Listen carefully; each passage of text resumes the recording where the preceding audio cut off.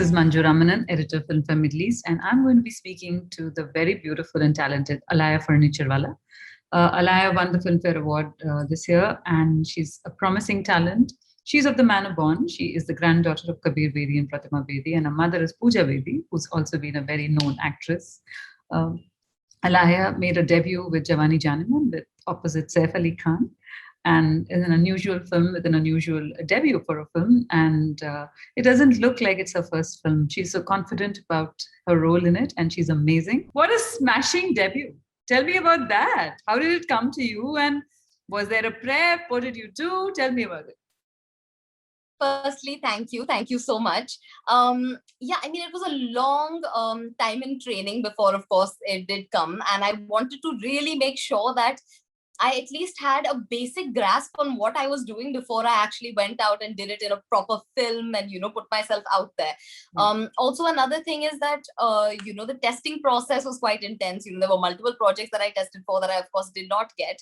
Until Jawani Janiman, I feel like it just fit so perfectly in every single way that, normally when I test for projects, it would sort of feel like, okay, I don't really feel like I'm going to get this, but, I'll test anyway because, it sounds like a wonderful project and everything. When Jawani Janiman came my way, I remember thinking that something feels very different about this project. I remember, feeling highly attached to it in a lot of ways, where it suddenly felt closer than a lot of projects, because when you get, you test for so many projects, you don't get it, you start feeling distant from a lot of it. Jawani Janiman, when it sort of came, I felt very close to it instantly. When I tested for it, something still felt like, okay, I feel like this is going somewhere. I feel like I might get this one. And when I finally did get it, I was, of course, over the moon, because it was years of doing dance classes and acting classes and dialect classes and kickboxing and singing classes, not for singing purposes, but just for voice modulation purposes. Like, anything under the sun I was doing because I just wanted to train, and I still train till today. I think it's one of my favorite things to do is just like go to class and prep and hopefully get better and all these things. So I'm still a work in progress, but I'm glad I got my first shot. So you always wanted to be an actor, which means? Not at all.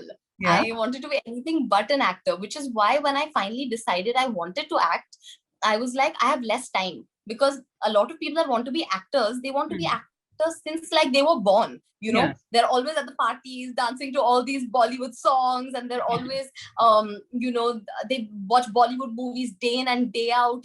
People that want to get this industry usually are Bollywood buffs, like they know everything about it. I was totally different because I guess my family came from the industry. I sort of felt very disconnected to it because I saw all the ups and downs and everything that, comes with this.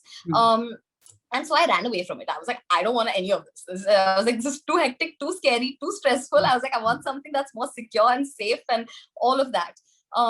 So when I did decide that I wanted to act, and I did figure that that is where my passion lied, I was already studying something else in New York. And then I switched my courses. I moved into an acting course. And then I came back to Bombay, which is where the true training actually started. And then I started all my classes and everything because I realized how much catch up I had to do. Right. So I guess that's why the 2.5, 3-year crash course that I gave myself in everything to do with this industry, I think that was great because it really pushed me to just do more and more and more until that became a habit, because it wasn't something that I acquired over time. It was something that I did with craziness and madness in a shorter amount of time. So now that's sort of become like my lifestyle. Okay. And you also come from a family which has, they call them the manor born. You have Kabir Bedi as a grandfather who's, not just Sandokan, he's a legacy of cinema to him. There is Pratima Bedi. There's your mother, Pooja Bedi. And tell me about each of them and what you've learned from them. Of course, we'll talk about your grandparents' books later, which is a pet topic for me as well. But let's start. It's right here. Oh, okay. Where's my Nana's book? I think someone borrowed it. My Nana's book is also always here. Very weird. Okay. Yeah. So tell me about their influences in your life, what you've learned from them, and then we'll talk about their books later. So, all of them are just incredible, wonderful people. Yeah. I feel like there's something so distinctly different to learn from each one, which is so interesting. Because we're all from the same family, but there's so much difference. along with so many similarities. Yeah. So I'll start with my nani. My nani, I think, totally fearless, out there, spoke her mind, did whatever she felt like in the most positive way. But also, I think the biggest learning that I actually take from my nani is the discipline, because she decided to be a classical dancer very late in life. Yeah. Correct. And very late in life, after she had both her children and after all of that. And learning something like classical dance is something people normally did since they were like little children. And that's the only way you really got to being that great in classical dance. But that single-minded focus and determination and then discipline to follow through with it, that is what I find most inspirational. And so that's one thing I really sort of try to take from her, because, like I mentioned, I too decided, of course, not as late as perhaps she did, but I also decided that this is what I want to do. A little later. But that didn't mean that I didn't put in my heart and soul into training into it when I did decide to.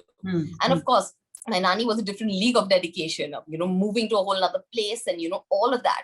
But the inspiration, starting Nityagram, all of that. But I guess that seed of discipline and all of that is what I, try to imbibe from her.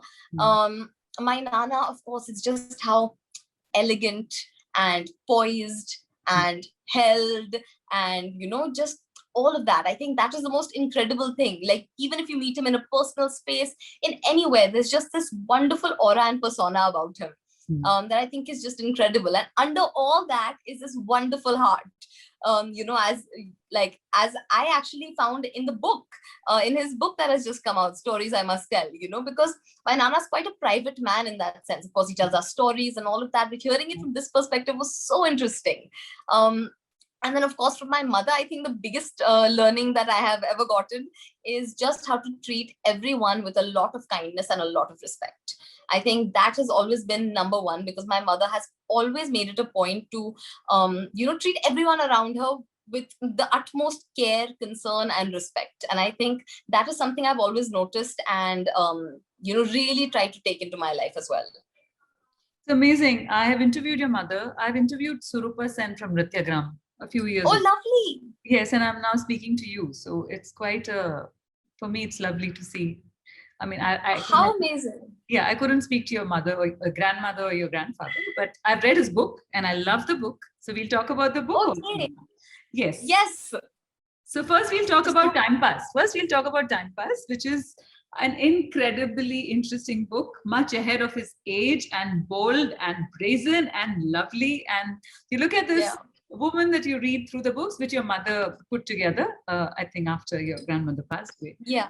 And what a woman. I would have loved to meet her. I think we would have all loved to meet her and given her a hug, because of today. She's so today. Her book actually is one of those things that when I was a little younger, is a book that I just sort of, saw it lying around the home, and I of course knew about it, but I never read it. And I was like, hey, I want to read this. So I picked it up and I started reading it. And I think at that time I was not ready to read it because I was like, these are people I know. I was like, what are they doing? I was like, this is too much for me. So I read it and I shut it. And I read half of it. And I was like, this is too much for me. I don't think I'm here yet. And I said, let me keep it aside. I was like, because I knew almost everyone in that book. And so I was like, okay, never mind. Not my time yet. Then I went back to it and then I picked it up again and then I read it and I absolutely loved it. It was so honest and so vibrant, even in the language and in everything, and gutsy. Gutsy was how she lived her whole life anyway, know, totally. And in fact, now I plan on going back to it and reading it again, because I still read it a while ago. And now that I've read my Nana's book, I want to go back to it and then, see the parallels and see how two stories that are so interwoven can be told so differently, and both being totally truthful to themselves, so I thought that was very interesting. And about your Nana's book, there's so much of political, I mean, it's a story of Indian politics, as well as, I mean, the change of politics, as well as his personal history, plus him being closer to, there's a lot there. It's not just a memoir. It's got a lot of stories within stories, which also the story of India, the story of Indian television, the story of an actor going overseas and becoming a sensation there. Tell me about it, because as an actor, how do look at somebody like him? It's so interesting to firstly, any stories about how industries used to be back then, because it's so ever changing, and especially now there's such a big difference. It's always interesting to hear and read about how different times were, but still how charming they were in their own way, and how different maybe the struggles were at that point versus what they are now, how different the challenges are, how different the triumphs are also. That's always super interesting to read. And along with it also being a book on him, like you said, it also goes through many other things and many different times, and that's so typically my nana anyway, because he's so well read, so well educated, that even in normal conversations bits of history will flow in, and wonderful thoughts and ideas from somewhere else will come in. And that's his book is such a great representation of who he is in so many different ways. And I thought the format of the book in and of itself was such a good and such an interesting way to go about telling a story, because it's not linear. And you get to tell these main bits with so much depth and detail without worrying about having to go in a linear fashion and getting things done at a certain time. So the form, whether it was the format of the book or the things that came through it, it's all so rich. There's so much to it. There's so many layers, there's so much emotion, but still so much glamour. And I thought it was a wonderfully layered book in many ways, and it just gives you a very lovely rounded picture of his life. Have you discussed the book with him? I have. I mean, I just gave him all my praises on it. I was like, Nana, I sat down with you and I was like, I really, really loved your book. And I was like, I'm not saying this just as like, I'm your granddaughter, so, I must tell you that I've loved your book. I genuinely loved your book. And then I was, quoting things from the book and things that I just loved. I was telling you what my favorite chapters were and all of that. What were your favorite chapters? My favorite chapters were, okay, wait, now I'm going to try and remember all of them. There was a chapter about my nana and my nani, which was Kish and Kabir. I'm trying to remember the exact names also. Kish and Kabir, then Sandukan and Parveen Babi, I thought was a great chapter. Then I thought Ramblings on a Beach was just wonderful. The story that he had written when he was 29, if I'm remembering it correctly. Just amazing. I thought the chapter on I'm trying to remember what the chapter's name was, but it was the one about Siddharth Mama, my mama that, that was the most emotional of the whole. Yeah, that was very heartbreaking. That was such an emotional, heartbreaking chapter. It was so beautiful. Then, I mean, all of them, I'm trying to remember, and I'm going to miss out on a few that I love, but I mean, I'm going to land up naming all of them by the end of this.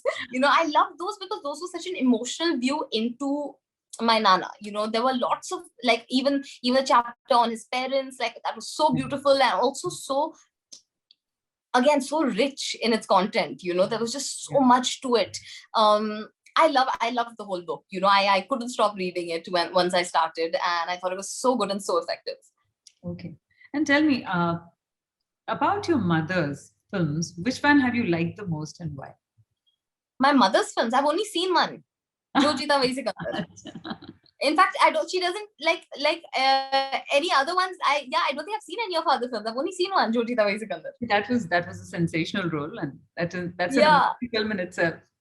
Okay. Totally. Oh, in fact, on her birthday, actually, this year, we were all together and we found her first ever movie, Vish Kanya. And we were watching it and we were like, what are you doing, mother? And we were just normally like making fun of the way she's doing something or that, like all children do to their parents. So I was like totally making fun of her, and it was like all great fun. We were laughing and just, it was all smiles. Okay. Well, tell me about, what about your next films now? What are your next series? Are you reading something? What about OTT? What is that you're doing now? So I do have a bunch of projects lined up, but unfortunately, because none of the announcements have been made yet, I obviously can't talk about it. Yeah. But there is a very, very interesting lineup that I have ahead of me, and everything is a little different than the other. So, it definitely won't be more of the same thing constantly, that's for sure. Okay. And yeah, each of them is super challenging in its own way and super fun in its own way. Okay. And I'm just really excited for it to come out and for everyone to see it. Okay. Them. Yeah. Okay. What about, I mean, we'll go back to Jawani Janeman. Both the characters who play your parents, Saif Ali Khan and Tabu, fabulous, interesting roles.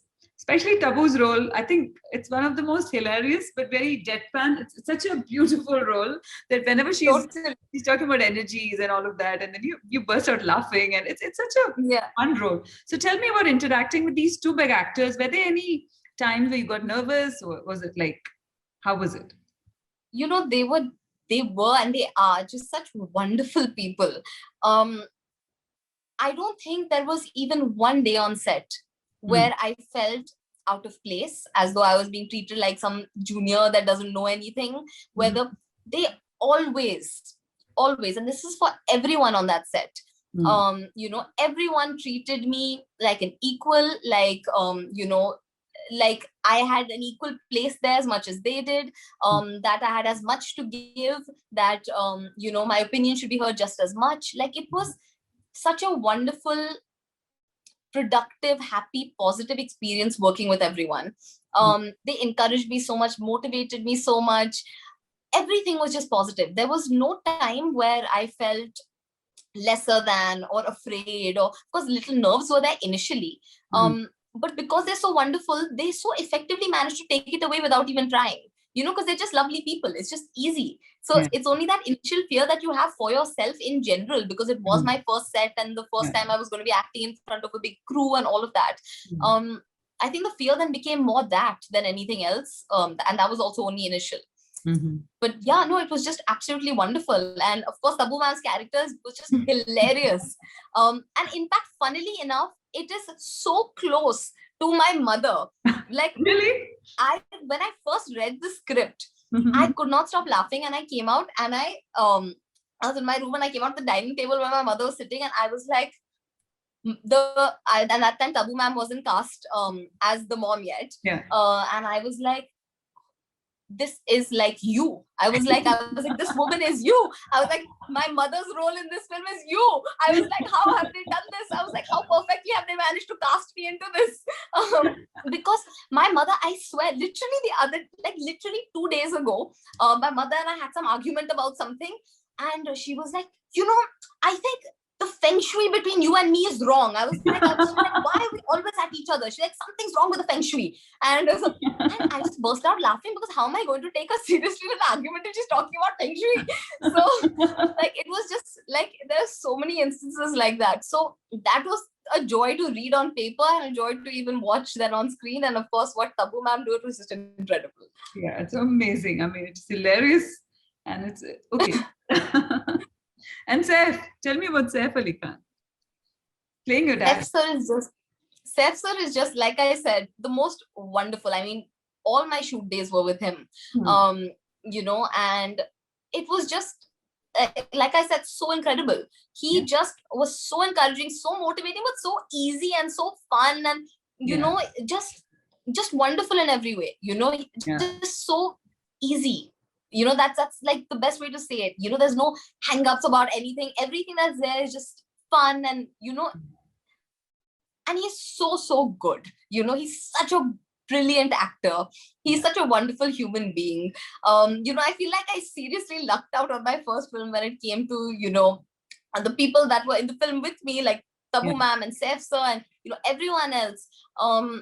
I totally lucked out, and it was just the most wonderful experience. And there are so every time I think back on Jawani Janeman, I just smile.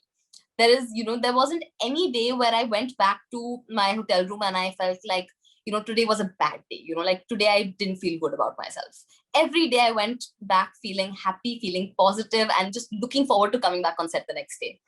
Amazing. And it shows on screen. I mean, it looks like it's a fun film. It's a happy film when you watch it. Totally. And Yeah. it was made in a very happy environment. Everyone on that set was happy. Okay. Tell me, what is your kind of cinema? And who are the My film stars you aspire to be like? Is there a list? See, who I aspire to be like is, so different, because I want to do so many different things. I want to be versatile, but also very commercially successful, Hmm. without falling into all the other things that you need to do to be commercial. I feel like commercial is anyways being very redefined right now. Yeah, It's absolutely. totally changing. And in fact, what commercial cinema is now is exactly the type of cinema I love, which Yeah. is why I was so excited that this change is happening, because this type of cinema is a cinema I love. Like Ayushmann Khurrana's cinema, the world he always creates for all his films, Yeah. I just love it. Like Badhai Ho is one of my Yeah. all-time favorite films. Anytime I'm feeling low, I put it on and have a good laugh and a good cry, and it's Yeah. so good and so Yeah. effective and all heart, but still so funny and so watchable. And real. And real, without trying to be preachy, without, it's just so real, so there, so fun, so heart-wrenching, but still like happy. I just love cinema like that, unpretentious cinema that just is, in like the best way. That's the type of cinema I love. That's the type of cinema I would also love to do. But also, not only that, I want to do all types of cinema, acting wise, performance wise, because everyone likes different things, right? I don't want to only do the type of films that I enjoy watching. I want to do types of films that everyone enjoys watching. Yeah. So I want to do a little bit of everything, and challenge myself. I think that's the most fun. Like in a job like the one that I'm now blessed to be able to have, which is act. I want to be able to do everything. Why should I be tied into one aspect of it? Yeah. Okay. Your memories associated with Dubai. You've been to Dubai pretty often. Last time I couldn't meet you Yes. because you were at a birthday. But tell me about Dubai. Your first memories of Dubai. When did you come here for the first time? And any places that we will have to spot you somewhere whenever you're here? I absolutely love Dubai. I have been there so many times ever since I was so young. My father absolutely loves Dubai. My father, every time I speak to him, he just wants to move to Dubai. He's like, I just want to move to Dubai. I just love Dubai. It's such a wonderful place. And, so my dad just loves Dubai, which meant that once a year at least, especially when we were young, we would land up coming to Dubai. Once a year, for sure, without a doubt. If not every 6 months, I would land up in Dubai for a little trip while my dad was already there. So, I mean, I have so many fond memories of Dubai, whether it's, when I was younger, going to like all these wonderful things that you can go to, whether it was, Atlantis or I'm forgetting, like there's everything. There's just so much to do in Dubai, whether it's going skiing on the ski surface Mall of the Emirates. I have the most fun memories of Dubai because there's just everything to do there. Or whether it's as a child running into the fountains on the marina, the dancing fountains, and we just like going into it and getting totally wet. Just such positive, fun memories. Now, when I go back, I try to discover Dubai in a different way every single time. Usually now I started going with different people every single time or for a different purpose every single time. And in that, you'll end up seeing a totally different side of it because there's just so much to see. So, I love Dubai. I go whenever I can. Yeah. Okay. What has the lockdown taught you, and did you learn any new skills? Lockdown taught me a lot, as it taught everyone, I'm sure.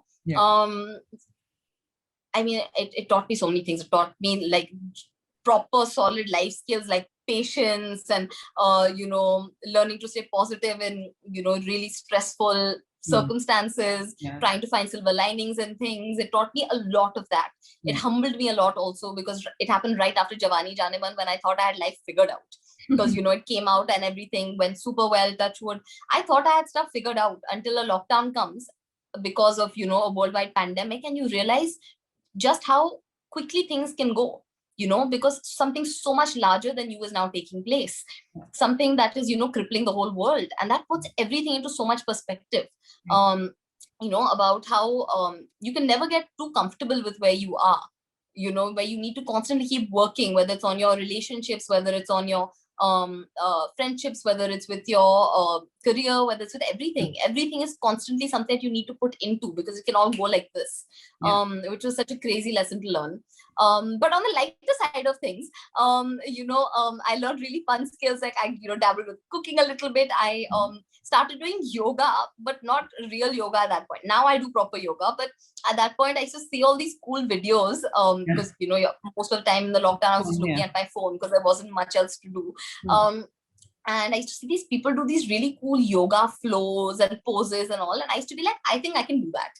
And I would make it like my mission for the day to completely get that mastered and down, just so I could take a video and upload it.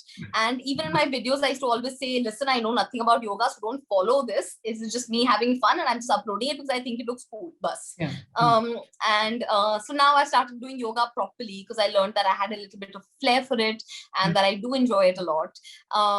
Then I, picked up reading again as a hobby, just like a little bit here and there. I got to watch a lot of movies. What else? I actually did quite a bit in the lockdown. I'm blanking on everything, but yeah, just lots of skills, because you just constantly, I got back into painting and art, which was something that I had been disconnected from for a while. So it felt really good to get back in and, give it that time and attention that I, used to earlier. Yeah, just lots of things. And what about binge watching web series? Were you addicted to any OTT series that you? I actually watched Money Heist in this lockdown. I never watched it before. And once I started watching, good question. I don't know, it depends, because at some point all of them start irritating you and then they go back to being nice. I think that's what I love most in shows, where all the characters are a little gray, they can be super annoying at one point and then you love them to death the next point, and then all the characters are sort of going through being so many different stages of who they are, which is so human, right? We're all irritating at sometimes, we're all lovable at sometimes, we're all stubborn at sometimes. It's so human. I love it. I think my favorite is probably The Professor. I don't know, I can't pick. I hate having to pick like one person, but I was just obsessed with Money Heist. Like I had a schedule where at a certain time every night my Money Heist watching would start. After all my work and everything for the day was done, I would then sit and binge watch Money Heist till like late at night. I binge watched a lot of shows though. Lots. Like constantly something or the other was being binge watched by me. I'm a total binge watcher, and I'm a total reality TV fan. Like I just love reality TV. I don't know why. Whether it's competition shows or whether it's all of that. I just love. Did you make any friends online? Did you? I mean, I'm constantly meeting new people, whether it was even through like Zoom interviews, or whether it was through so many different ways where you do sort of get to know more people, and you do get to interact with a lot of people, because so in that sense, yes. But in terms of like making like proper friends, like going out there and making proper friends online, no, probably not. They were already someone that I sort of knew, or just got to know better maybe, but I think that's about it. Yeah. We'll go back to the Filmfare Award moment on stage when your name was called out. Your grandfather came on stage and presented. So tell me about that. That would have been, it's a momentous thing for it. That will be one of those moments in life that's just very hard to top.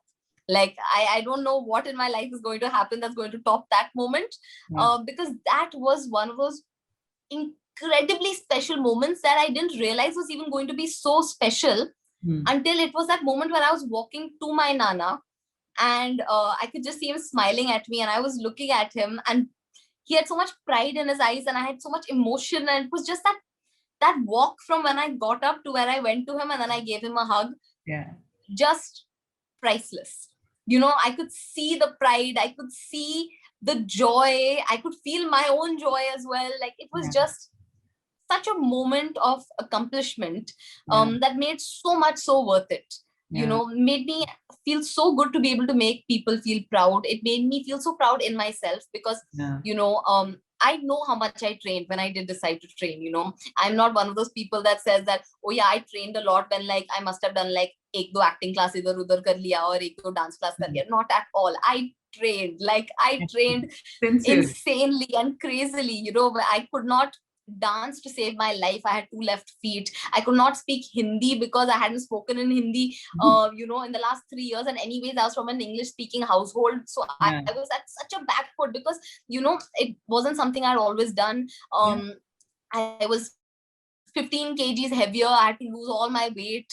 I was it's so many things. I had never acted in my life, so I was just sort of getting into even learning that, the basic of that. that was the culmination of all that work that I put in, saying one day it'll be worth it, one day it'll be worth it, one day it'll be worth it. It's all adding up to something. Yeah. That was that moment where everything just became so worth it, and so, you know, it just motivated me and pushed me more than ever, because now I want to work so that there can be another moment that's even bigger, although that's like I said, I don't know how anyone's ever going to top this ever, but it was so motivating and so moving for me. And then you also did a music video with Dubai-based actor Yes. Taha Shah, right? Taha's from Dubai. So Oh, Taha's from Dubai. yeah, he was raised here. He lives there, but he was raised in Dubai. Yeah. Oh, I didn't know. Yeah. Oh, yeah, no, so that was also a wonderful experience, Dharma 2.0 was producing it, and Manish sir was doing these beautiful outfits, and it was a wonderful song. And Puneet called me and he was like, "Hey, listen, will you do this?" And I was like, why not? And he was directing it. Puneet Malhotra was directing it. So I was like, why not? I was like, it sounds like fun and it sounds like great. And it had been a while since I'd been back on a proper set anyway, because lockdown after lockdown was happening and I couldn't get back onto a film set. So I was like, this will be fun, and it was great fun to do. It was great fun to shoot, and it looks beautiful. Yeah. Okay, so I was going to ask you, how do you protect your inner space? I'll change it to, how do you protect your feng shui? Oh my god. Yeah. I protect my inner space by having lots of conversations with myself.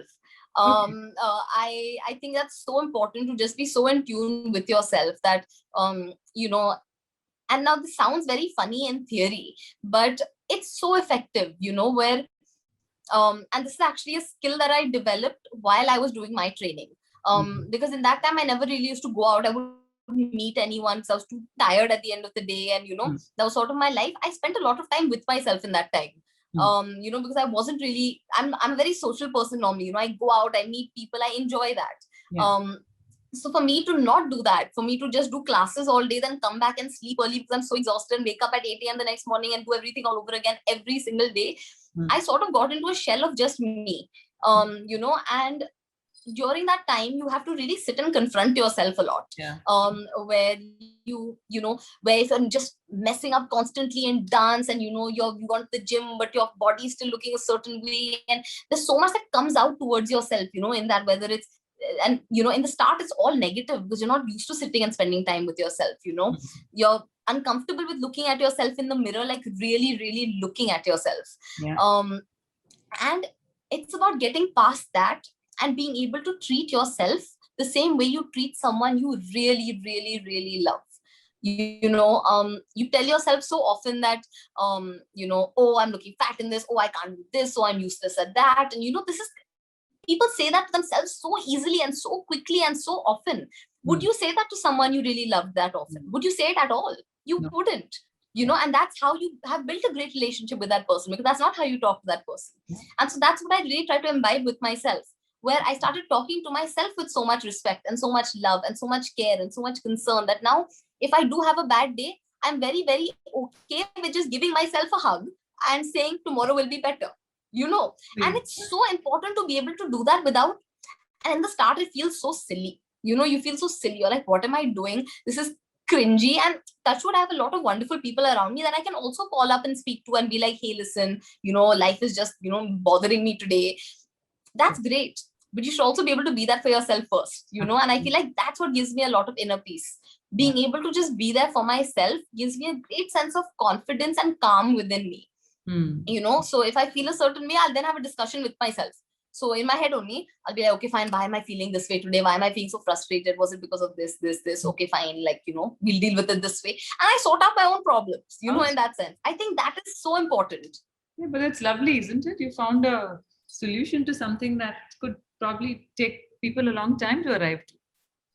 That's a... Definitely. And I think everyone can do with some self-love. Everyone can do it talking to themselves kindly. Every single person. There's not one person on the planet that is too cool to love themselves. You must. And it sounds so cringy and so weird at the start. I remember at the start I used to be like, oh my God, I'm so weird. What am I doing? but then you do it and you realize the power in it. Yeah. And once you realize the power in it, you never go back. Yeah.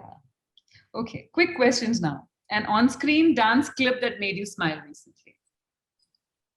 An on-screen dance clip That made you smile recently. Anything that you would have watched on anything. It need not be a dance. It could be a clip. Something that made you smile. I saw. I don't know. I keep looking at my phone and laughing at random things. I'm trying to remember. I'm so bad at this now. I'm trying to really think about what I saw that made me laugh.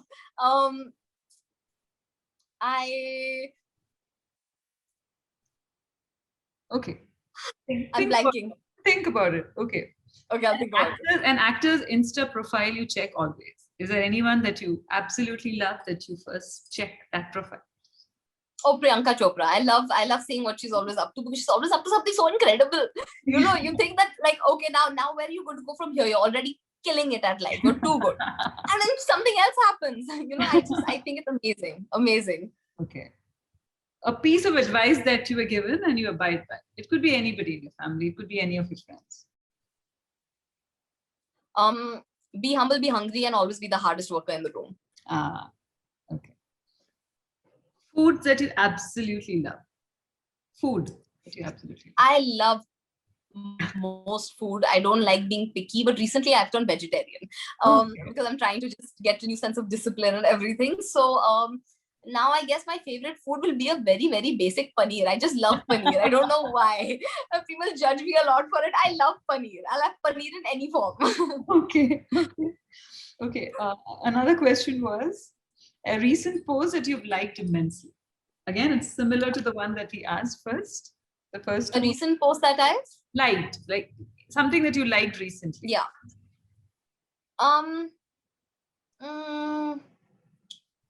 I mean, probably some sort of art ka photo or something. I follow a lot of these artsy pages on Instagram, and I really enjoy seeing, all that content. I think it's either really cool or really odd or really, inspiring in some ways. So probably one of those that I've done like. I love it. Yeah. I love your hairstyle. Did you make it yourself? Yes, I made it myself. I was having a very bad hair day today. Because thank you. You know, I was trying to put serum in my hair earlier today, and I accidentally put some sticky oil in my hair. And I had like back-to-back things today. So I was like, I need to look good today. I just like put it up. It's looking nice. So it was beautiful. It was beautiful speaking to you, Alaya. And we should meet soon when you're in Dubai and catch 100%. And lovely speaking to you. And I hope, how did you find the cover? We didn't speak about the cover. Shooting the cover.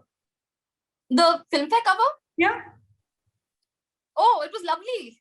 Yeah. Wait, one second. I have a question. Which cover are we talking about? Filmfare. This one, right? That one. Yeah. This one? The UAE one. Yeah. I mean, it was absolutely lovely. It's a pleasure to be doing anything with Filmfare always, because Filmfare has managed to give me one of those special moments of my life. Yeah. And one of my biggest accomplishments for my whole life. So it's always a pleasure doing absolutely anything with Filmfare. It's always a joy. Thank you very much for speaking to me, and you're lovely. You're just absolutely lovely to speak to, with so much of wisdom as well, apart from all of you. I remember the self-love thing that you mentioned, and I'm sure people will follow that too. Yeah, thank you very much. Thank you so much. Thank you. It was wonderful. Yeah, bye. Bye.